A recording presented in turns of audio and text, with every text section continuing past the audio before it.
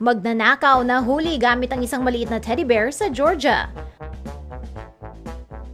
Gumamit ang Athen Clark County Police ng GPS tracker na itinago nila sa isang teddy bear para mahuli ang isang magnanakaw Martes ng umaga.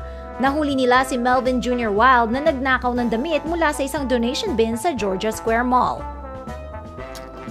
Nagsawa na kasi ang manager ng Mid-Atlantic Clothing Recycling Company na palaging nananakawan ng damit ang kanilang donation bin. Kaya nagtago siya ng GPS sa isang teddy bear at inilagay ito sa loob ng isang bag na damit. 5:30 ng umaga noong Martes, tinawagan niya ang pulis para i-report na ang teddy bear ay on the move.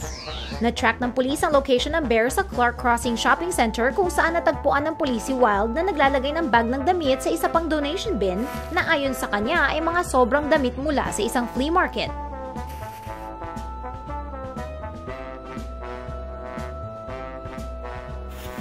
Nang tinanong siya ng pulis tungkol sa bag na nasa backseat ng kanyang kotse, sinabi ni Wild na dinala niya ito mula sa kanyang bahay. Inabot ng officer ang bag at hinila palabas ang teddy bear. Booking! Inamin rin ni Wild na ninakaw niya ang mga damit at siya ay nakasuhan ng misdemeanor theft.